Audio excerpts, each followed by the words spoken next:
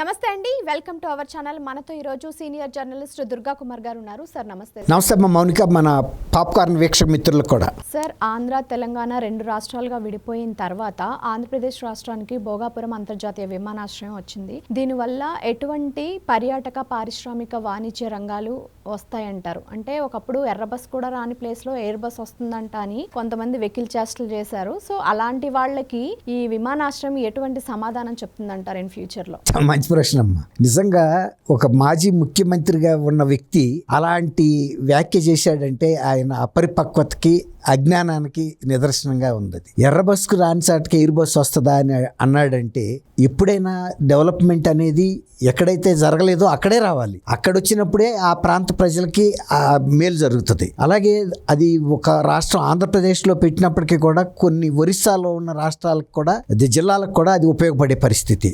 తర్వాత వైజాగ్ ఒక పర్యాటక కేంద్రంగా ఇప్పటికే దానికి ఒక ప్రసిద్ధి చెందింది. ఇప్పుడు ఈ Bhogapuram international airport green field airport అంటే గతంలో వైజాగ్లో వాడిన ఎయిర్పోర్ట్ కోసం నిర్మించింది కాదు. అది అంటే ప్రయాణికుల కోసం కాదు, అది నేవీకి సంబంధించిన ఎయిర్పోర్ట్. అది దానికి ఆ యుద్ధ విమానాలకి అంతవరకే దానికి పరిమితం.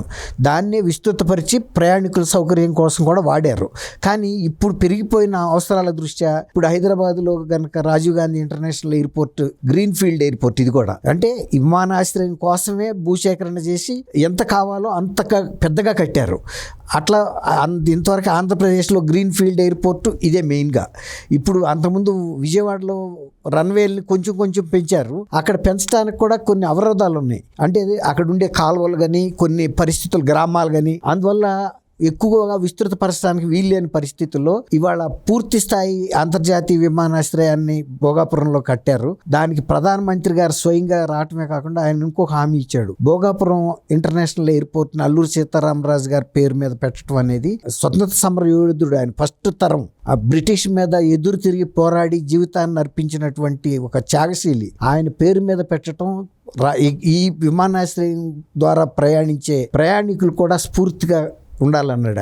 ఆయన ఉత్తర భారతదేశానికి చెందిన వ్యక్తి అయినా కూడా అల్లూరి సీతారామరాజు గారి యొక్క ప్రాధాన్యతను గుర్తించాడు, ఆయన చేసిన త్యాగాన్ని గుర్తించాడు. అట్లాగే ఇవాళ ఈ విమానాశ్రయం ద్వారా అనేక దేశాలతో కనెక్టివిటీ సర్వీసెస్ పెంచుతాము. దాని మూలన ఆంధ్రప్రదేశ్లో ఉన్న విద్యావంతులైన యువత ఇతర దేశాలకు వెళ్ళి అక్కడ సేవలు అందించడానికి కానీ, అక్కడ నుంచి ఇక్కడికి రావటానికి కానీ చాలా అవకాశాలు పెరుగుతాయి. రెండోది ఏంటంటే, ఇప్పటి వరకు ఆంధ్రప్రదేశ్ అనేది దేశంలో ఐటీ అనుబంధ సంస్థలకే పేరు ప్రసిద్ధి చెందింది. ఇప్పుడు రాబోయే రోజుల్లో చంద్రబాబు నాయుడు గారు ఉత్పత్తి అంటే ప్రొడక్షన్ బేస్డ్ ఎకానమీగా డెవలప్ చేస్తున్నాడు ఆంధ్రప్రదేశ్ని. దీని మూలన కొత్త తరహా ఉద్యోగాలు వస్తాయి, కొత్త తరహా వాతావరణం. అంటే ఆర్థిక వ్యవస్థ మారటమే కాకుండా పర్యావరణ పరంగా కూడా చాలా శ్రద్ధ పడుతున్నాడు ఆయన. ఇప్పుడు పెద్ద డేటా సెంటర్స్ అంతర్జాతీయ స్థాయి రావటం ఒక ఎత్తు. ఇవాళ ఈ విమానాశ్రయం రాకతో, అంతర్జాతీయ విమానాశ్రయం ఏర్పాటుతో ఇంకా కూడా ఆంధ్రప్రదేశ్ ప్రగతి ఇంకా పరుగులు పెట్టబోతా ఉంది. డబుల్ ఇంజిన్ సర్కార్, మేము కేంద్రం నుంచి ఈ ఆంధ్రప్రదేశ్ అభివృద్ధిలో మా సహకారం ఉంటుంది. తర్వాత స్వయంగా చంద్రబాబు నాయుడు గారికి ఉన్న దార్శనికతతో ఆంధ్రప్రదేశ్ని కొత్త పుంతలు తొక్కిస్తున్నాడు. నేను కిందసారి వచ్చినప్పుడు కూడా 2 లక్షల కోట్ల రూపాయలకు సంబంధించినటువంటి పథకాలని వాళ్ళు అప్పుడు ప్రారంభించాను. అట్లా కొన్ని ఒక్కొక్క విదేశాల నుంచే పెట్టుబడి దాదాపు 1 లక్ష కోట్ల రూపాయల లాంటి విదేశీ పెట్టుబడులు ఒకే ప్రాజెక్ట్ కోసం. ఇది భారతదేశంలో మొట్టమొదటిసారి గూగుల్లో అంత పెద్ద పెట్టుబడి రావటం, విదేశీ పెట్టుబడులు. ఇప్పుడు చంద్రబాబు నాయుడు గారు తర్వాత అనుసంధానం, చంద్రబాబు నాయుడు గారు చెప్పాడు నదుల అనుసంధానం, దాని మీద కూడా మా ప్రభుత్వం ఎక్కువ దృష్టి పెడుతుంది. యువతకి ఉపాధి కల్పించడంలో దాదాపు వాళ్ళు 6,000 కోట్ల రూపాయలు ఖర్చు పెట్టారు భోగాపురం విమానాశ్రయానికి. ఇప్పుడు మీరు అడిగారు ఇది ఎట్లాంటి సమాధానం అవుతుందని. కుక్క కాటికి చెప్పు దెబ్బని అలాంటి మాటలు మాట్లాడిన వాళ్ళకి ఆచరణలో గోడ మీద రాసినంత స్పష్టంగా చూపించారు. వాళ్ళ వెళ్ళి చూసినాడికి తెలుస్తుంది ఇది ఎలాంటిదని. ఇది దాదాపు ఒక 15 రోజుల క్రితమే ఒక ఎయిర్ బస్సుని ట్రయల్గా దింపారంటేనే 90-95% విమానాశ్రయ పనులు పూర్తి కాకుండా సాంకేతిక పరంగా సాధ్యం కాదు. అంత స్పష్టత వస్తే తప్ప విమానాలని దించడానికి సాహసం చేయరు, చాలా రిస్క్తో కూడిన వ్యవహారం.